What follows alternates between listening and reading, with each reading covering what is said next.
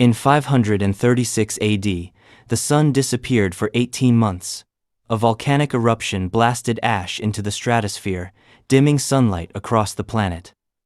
Tree rings confirm 536 was Earth's coldest year in 2,000 years.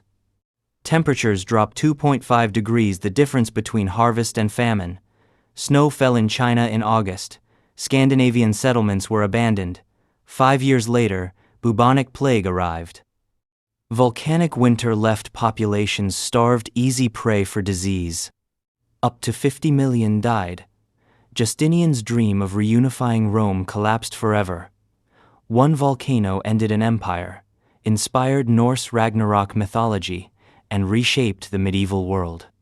Geologists say eruptions this powerful happen every 500 to 1,000 years. We are statistically overdue.